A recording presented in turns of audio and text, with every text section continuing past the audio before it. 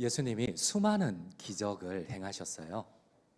각양 병든 자를 낫게 하시고 귀신 들린 자를 쫓아내셨어요. 이 수많은 기적 가운데 가장 어뜸은 죽은 자를 살리는 기적입니다. 왜냐하면 하나님만이 죽음을 물리칠 수가 있어요. 그래서 특별히 수많은 기적들 가운데 예수님은 죽은 자를 일으키는 하나님이시라는 이 증거가 최고의 기적입니다. 오늘도 마찬가지예요. 오늘 본문도 보니까 예수님께서는 죽어있는 독자를 일으키세요. 그리고 예수님만이 우리의 구원자, 죽음을 물리친 전능하신 하나님이심을 우리에게 증거를 합니다. 우리 한번 본문을 같이 읽어봅시다. 오늘 본문 14절 15절입니다. 함께 읽겠습니다. 가까이 가서 그 관에 손을 대시니 맨 자들이 서는지라. 예수께서 이르시되 청년아 내게 말하노니 일어나라 하시매 죽었던 자가 일어나 앉고 말도 하거늘 예수께서 그를 어머니에게 주시니. 여러분, 우리 예수님은 죽음을 물리치는 유일한 하나님 구세주이심을 믿으십니까? 맞습니다. 근데 오늘 본문은 예수님이 죽음을 물리치는 하나님이시라는 강조 외에 더 특별한 메시지가 있어요. 죽음을 물리치시는 하나님, 구원자라는 그 메시지 외에 오늘 본문을 통하여 주시고자 하는 특별한 메시지가 무엇일까? 바로 오늘 첫 절에 나오는 나인성이라는 지명과 연결이 돼요. 여러분, 우리 한번 오늘 본문 11절을 함께 읽도록 하겠습니다. 11절입니다. 성으로 들어가실새 제자와 많은 무리가 동행하더니. 여러분, 예수님이 많은 이적을 행했지만 구체적인 지명은 기록되지 않았어요.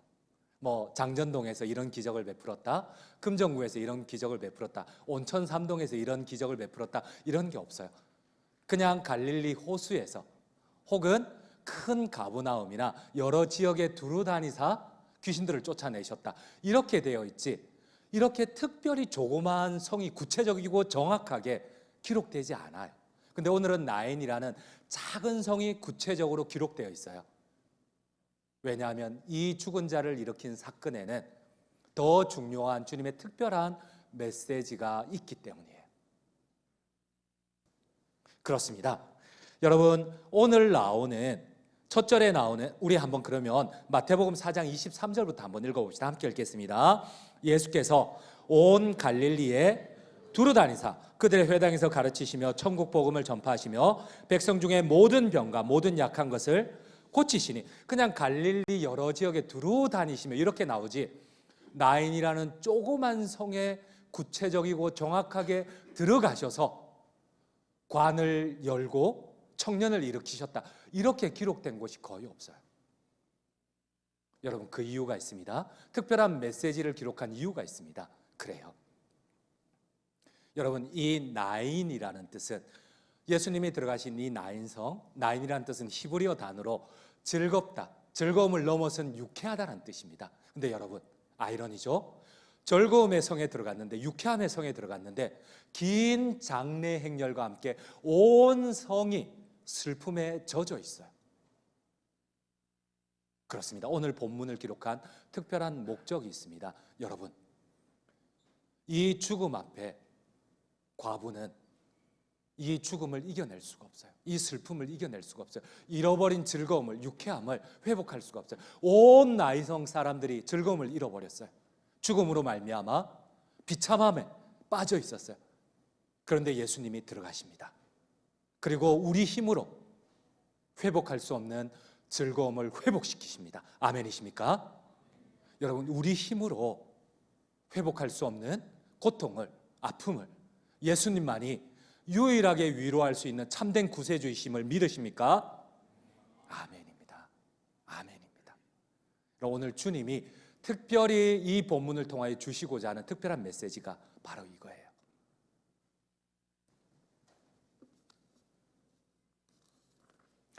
여러분, 오늘 나인성에 죽음이 찾아왔어요. 여러분, 보통 남편이 죽고 자녀가 죽으면 관계가 끊어집니다. 여러분, 그렇지 않아요? 이 남편과 평소에 관계를 맺던 사람도 살아있을 때에 이 경조사를 찾지 죽고 난 뒤에는 외면하기가 쉬워요. 이 과부의 유일한 가족인 남편이 죽었어요. 또 독자라고 해요. 이 독자마저도 죽었어요. 혼자밖에 없어요. 모든 관계가 끊어졌는데 수많은 나인성 사람이 이 장례 행렬에 참여했어요. 왜? 너무 불쌍하니까. 이 과부가 너무 불쌍하니까. 남편이 죽은 것도 억울한데 유일하게 남은 독자라고 해요. 두 아들이 있는 것도 아니에요. 독자마저도 죽었다고 해요. 근데 이 여인이 너무 불쌍해서 기쁨과 즐거움에 나인성 사람들이 이 여인의 비참한 장례 행렬에 같이 동참을 하고 있어요. 우리 한번 성경을 같이 한번 읽도록 하겠습니다. 오늘 본문 11절 12절입니다. 함께 읽겠습니다. 그 후에 예수께서 나인이란 성으로 가실새 제자와 많은 무리가 동행하더니 성문에 가까이 이르실 때에 사람들이 한 죽은 자를 메고 나오니 이는 한 어머니의 독자요 그의 어머니는 과부라. 그 성에 많은 사람도 그와 함께 나오거늘. 사랑하는 성도님 여러분, 지금 현재 예수님이 집중하는 이 여인의 사회적 주의를 한번 살펴봅시다. 여러분, 오늘 이 죽은 자를 일으키는 특별한 메시지의 대상이 되는 여자가 과부예요. 그리고 유일하게 하나 남은 독자마저도 죽음으로 잃어버렸어요. 그래서 너무 불쌍한 나머지 온 나인성의 사람들이 이 과부를 위로하고자 평소에 무시해도 되는데 찾아왔어요. 여러분, 오늘 예수님께서 죽은 자를 일으키신 것은 독자가 아니에요. 어쩌면 이미 마음이 새카맣게 죽어버린 이 여인을 일으키고 계세요. 여러분, 살아있으나 죽은 자와 똑같은 과부를 주님이 일으키고 있다는 거예요. 오늘 죽은 자를 일으킨 것은 청년이 아니에요. 여러분, 우리는 항상 이 청년에게 집중을 해요. 죽어있는 관 뚜껑을 열고 나온 청년에게 집중을 해요. 그러나 오늘 주님이 우리에게 주시고자 하는 메시지의 주인공은 살아있으나 죽은 것과 같은 고통 가운데 있는 이 과부를 일으키고 계신다는 거예요. 우리가 집중해야 할 메시지가 무엇입니까? 그렇습니다. 여러분, 이 여인이 어떠한지 당시에 여인의 사회적 지위를 한번 살펴봅시다. 지금이야 여러분, 저도 집에 들어가면 새 여자분들 때문에 정신이 하나도 없어요. 눈치 보기 바쁘고 밥 달라는 소리도 잘 못해요. 지금이야 여자분들의 주의가 올라가 있지만 죄송합니다 여보, 그런데 여러분, 예수님 시대의 여자들은 인격이 아니고 소유였어요. 혹시 십계명의 10번째 계명을 아세요? 내 이웃의 집을 탐내지 말라. 처음 들어보는 소리죠 여러분들? 그렇지. 내 이웃의 집을 탐내지 말라. 첫 번째, 소유 첫 번째가 뭐예요? 그의 누구야? 그래. 무시해도 되겠구나. 여러분, 그의 아내나, 두 번째, 그의 남종이나, 그의 여종이나, 그의 소나, 그의 낙이나 무릇 내 이웃의 소유를 탐내지 말라. 여러분, 소유의 제일 첫 번째 목록이 뭐예요? 아내나. 소와 똑같은 소유의 대상이 아내였어요. 여자는 인격이 아니었어요. 소유였어요. 지금도 현대 히브리어로 지금 이스라엘에 가면 남편이라는 뜻의 히브리어 단어는 바알이라는 뜻이에요. 여러분들 익숙하죠? 바알. 바알의 뜻이 뭐예요? 주인이라는 뜻이에요. 소유주라는 뜻이에요. 지금도 남편은 소유주, 주인으로 명칭을 할 정도로 여러분, 중동은 보수 사회예요. 중동은 남자 중심의 사회예요. 그런데 여러분, 이 여자의 이 비참함을 알기 위해서 여자의 주의를 알아야 돼요. 당시에 예수님 시대에 두 유명한 랍비가 있었어요. 힐렐과 샴마이라는 거예요. 자주 아마 설교에 등장을 하는데 이 다수를 차지했던 랍비들 힐렐 학파는 여성의 주의를 진짜 무시했어요. 심지어 여성의 상속권도 무시를 했어요. 지금이야 유산을 여자가 받지만 예수님 시대의 여자는 유산을 받을 수가 없어요. 이건 정말 중요합니다. 특별히 여자들이 결혼을 하면은 이혼의 사유가 있어요.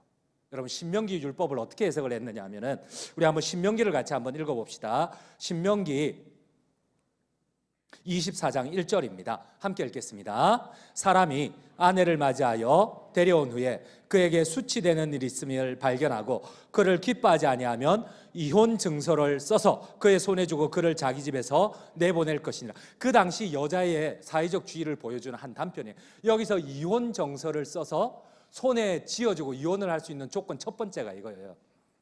여자가 접시를 깬다. 그러면 이혼할 수 있는 사유가 돼요. 여러분들 여기 여자분들 많으세요. 혹시 집에서 한 번이라도 그릇을 깨본 사람? 여러분들은 시집갈 자격이 없어요. 이혼 당해도 싼 사람들이에요. 아멘이십니까? 아니 그 시대가 그랬어요. 여자의 주의가 그랬어요. 두 번째 조건이 뭔지 아세요?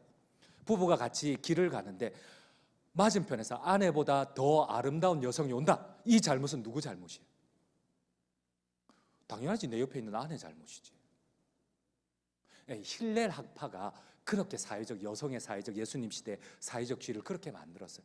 우리 여자분들 한번 주변에 둘러봐요. 나보다 이쁜 사람이 있어요, 없어요? 있어요, 없어요? 왜 말을 안 해? 왜 말을 안 해? 나보다 이쁜 사람이 있으면 여러분들은 이혼 당하셔야 돼요.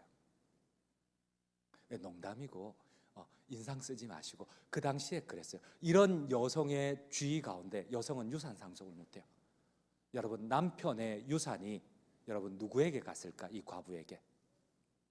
하나밖에 없는 독자에게 갔어요. 근데 그 독자마저도 죽었어요. 그러면 유일하게 이 유산이 어디로 갈까? 그나마 남편의 유산을 받았던 아들 하나밖에 없는데 그 아들이 죽었어. 그럼 이 유산이 누구에게로 갈까? 남편의 형제들에게 다 가버려요. 그러면 지금 이 과부는 아들의 장례가 끝남과 동시에 내일 당장 먹을 게 없어요. 내일 당장 룻과 나오미처럼 이삭을 죽거나 아니면 그 당시에 과부들처럼 상녀처럼 몸을 팔아야 돼요. 그래야지만 생명을 유지해요. 여러분, 이 여자는 살아있으나 죽은 여자예요. 이 여자는 겉으로는 살아있지만 오늘 주님이 살린 사람은 죽은 이 과부의 아들이 아니에요. 어쩌면 살아있으나 시체와 같은 이 과부예요. 여러분, 그래서 주님은 오늘 이 여자에게 다가갑니다. 여러분, 그리고 주님은 이 여자에게 부탁을 합니다. 우리 성경 다시 한번 읽어보도록 합시다. 누가복음 오늘 본문 12절입니다. 함께 읽겠습니다. 성문에 가까이 이르실 때에 사람들이 한 죽은 자를 메고 나오니 이는 한 어머니의 독자요 그의 어머니는 가부라. 그 성에 많은 사람도 그와 함께 나오거늘. 요 다음 장면이 정말 중요해요. 여러분, 우리는 주님의 관심이 죽은 자도 일으키는 하나님의 전능하심에 있다고 하는데 그렇지 않아요. 예수님의 관심은 살아있으나 죽은 시체와 같은 이 과부에게 관심이 있어요. 여러분, 예수님의 발걸음을 잘 보세요. 이스라엘의 장례 행렬에는 아까도 말했지만 남자 중심의 사회예요. 그러다 보니까 제일 먼저 장례 행렬 앞에는 이 죽은 자의 관이 먼저 가요. 이 관을 운구하는 사람들이 먼저 가고 남자 중심이라 그랬죠. 조문하는 남자들이 쭉 그 뒤를 따라가요. 그리고 난 다음에 여자들 가운데서 이제 매장지에 가면은 관을 내려놓고 시체에다가 기름을 바를 여자분들이 그 남자 뒤에 서요. 그리고 여자 조문객들이 서요. 그리고 맨 마지막에 유족이 서요. 근데 오늘 주님이 이 긴 행렬 가운데 주님의 제일 첫 번째 관심, 제일 먼저 찾아간 사람이 누구예요? 오늘 성경은 누구라고 되어 있어요? 우리 한번 13절을 같이 읽도록 하겠습니다. 13절입니다. 함께 읽겠습니다. 주께서 과부를 보시고 불쌍히 여기사 울지 말라 하시고, 여러분 저기에 보면 불쌍히 여기사라는 헬라어 단어를 보면 스플랑크 니조마이라는 단어예요. 주석은 이렇게 되어 있습니다. 창자가 뒤틀려서 끊어지는 고통 가운데 이 여자를 찾아간 예수님께서 이 여자를 향하여서 다음과 같이 얘기합니다. 시체와 같이 죽어있는 이 여자를 향하여서 더 이상 울지 말라고 하십니다. 더 이상 울지 말라. 여자야, 더 이상 울지 말라. 그리고 그 여자를 살리기 시작합니다. 여러분, 제일 먼저 장례행렬의 맨 마지막에 찾아간 주님께서 그 뒤의 행보입니다. 여자를 위로하시고 그 다음에 성경은 이렇게 기록되어 있습니다. 우리 한번 14절을 함께 읽도록 하겠습니다. 14절입니다. 가까이 가서 그 관에 손을 대시니 맨 자들이 서는지라. 예수께서 이르시되 청년아, 내가 내게 말하노니 일어나라 하시매. 여러분, 예수님께서 죽은 독자를 일으키기 전에 제일 먼저 관심을 가진 사람은 과부예요. 시체와 같은 과부예요. 장례행렬의 맨 뒤에 있는 과부에게 찾아가서 여자야, 울지 말라. 그리고 난 뒤에 다시 주님은 다시 가셔서 맨 앞에 있는 장례행렬을 멈추세요. 그리고 난 다음에 관에 손을 대시고 멈추시고 말씀하세요.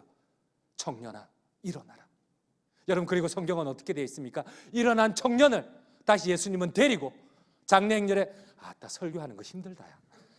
요까지 와서 다시 그 어머니에게 이 여자를 연결해 주세요. 여자가 아니고 남자, 청년을 어머니에게 연결해 주세요. 여러분, 이 장면을 성경을 한번 잘 봐요. 우리 한번 15절을 함께 읽도록 하겠습니다. 15절입니다. 죽었던 자가 일어나 앉고 말도 하거늘 예수께서 그를 어머니에게 데려다 주시니. 여러분, 혹시 성경의 구조가 보입니까? 성경의 구조가 보입니까? 오늘 주님이 살린 사람은 우리가 그토록 집중하던 죽어있던 독자가 아니에요. 주님이 살린 사람은 살아있으나 죽은 시체와 같은 과부입니다.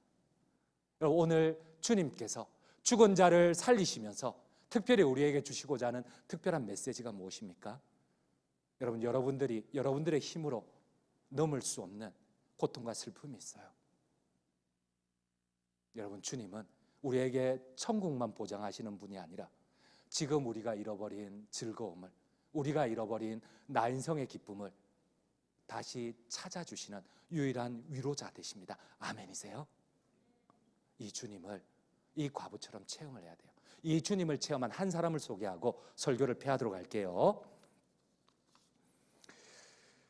여러분, 전라남도 해남군 산정리 산골 마을에 한 소년이 있었어요. 아버지가 모섬 출신이라 너무나 가난한 가정이에요. 중학교에 진학할 수가 없어요. 책 읽기를 좋아하고 공부도 잘했지만 중학교에 갈 수가 없었어요. 초등학교를 졸업하고 아버지를 따라 지게도 지고 풀도 베며 2년을 보냈습니다. 하지만 너무 시간이 지날수록 2년 동안 친구들은 중학교에 진학을 하는데 새끼 끼니도 안 돼요. 그러니까 진학할 수가 없어요. 그래도 그 꿈을 접을 수가 없어서 계속 한탄하고 그리고 이 환경을 넘어설 수가 없었어요. 물론 3살 때부터 어머니를 따라 교회를 다녔어요. 하지만 이 소년이 알고 있는 하나님은 단지 죽고 나서 천국 가기 위해서 믿는 하나님일 뿐입니다. 소년은 15살이 되던 1955년 여름 성경학교에서 한 은혜를 받게 됩니다. 예수님은 우리의 천국의 주인일 뿐만 아니라 반드시 이 땅 위에서 우리가 넘어설 수 없는 이 슬픔을, 우리가 잃어버린 기쁨을, 우리가 찾지 못하는 나의 간절한 소망을 일으키는 유일한 하나님에 대한 큰 은혜를 받습니다. 그리고 중학교에 대한 진학을 갈망하며 40일 동안 기도를 합니다. 여러분, 그러나 40일이 지나도 변화는 없어요. 마지막으로 다시 한번 하나님을 신뢰하며 편지를 적습니다. 여러분, 그 편지의 내용은 이겁니다. 하나님, 저는 중학교에 너무 가고 싶습니다. 하지만 집이 가난해서 갈 수 없어요. 저를 중학교에 보내주세요. 굶어도 좋고 머슴살이를 해도 좋아요. 공부하고 싶어요. 우리 딸이 좀 이랬으면 정말 좋겠어요. 제발 중학교에 보내주십시오. 자신의 주소는 적었지만 여러분, 편지는 다 적었는데 하나님의 주소는 알 길이 없어요. 끝봉에 큰 글씨로 하나님 전상서라 적고 주소 대신 우체통에 넣었습니다. 여러분, 우편 집 배운 아저씨가 편지를 정리하다가 주소가 없는 하나님 전상서를 발견합니다. 난감해하다가 여러분, 하나님 전상서이니 하나님과 제일 가까운 사람에게 전해주는 것이 좋겠다 싶어서, 이것도 하나님의 은혜고 감동이었던 것 같아요. 여러분, 누가 하나님과 제일 가까울까? 여러분, 한번 주변을 보세요. 누가 하나님과 제일 가까운 사람 같다? 이 편지를 누구에게 전해줘야 될까? 희준이? 목사님? 착각하고 있는지도 몰라. 고마워. 여하튼 이 사실은 이렇습니다. 고맙다 희준아. 당시 해남업교회 이준목 목사님께 전해 주었습니다. 목사님은 소년의 편지를 읽다가 하나님의 감동을 받았어요. 그리고 주소에 소년을 불러 교회에 청원을 하고 당에 청원을 하고 중학교에 진학을 시켜줍니다. 이 소년은 중고등학교를 우등생으로 마친 1962년 한국신학대학에 수석으로 입학을 해요. 스위스 바젤에서 박사학위를 받고 84년에 귀국해서 한국신학대학교 교수로 부임을 하고 2000년에 제3대 총장에 취임을 합니다. 이 소년의 주인공이 바로 한국신학대학교 총장이었던 오영석 박사님이세요. 우리 한번 PPT를 보시도록 할게요. 여러분, 이 소년은 자신의 힘으로 잃어버린 이 슬픔을, 잃어버린 이 환경을 자신의 힘으로 이겨낼 수가 없어요. 그리고 하나님 전상서를 적습니다. 여러분, 내 힘으로 이겨낼 수가 없어요. 우리 한 번만 더 주님을 신뢰하고 한 번만 더 기도해 보십시다. 내 힘으로 할 수 없는 내가 잃어버린 슬픔, 내가 빼앗겨버린 즐거움, 내가 잃어버린 이 유쾌함, 여러분 내 힘으로는 안 돼요. 이 오영석 박사님처럼 오늘 나오는 이 과부처럼 하나님 앞에 끝까지 신뢰함으로 나아갈 때에 이 하나님의 은혜가 죽은 자를 살리시고 우리가 잃어버렸던 즐거움을 회복시키시는 이 하나님의 은혜가 우리 청년들과 함께 하시기를 간절히 주님의 이름으로 축원드립니다. 제가 기도하겠습니다.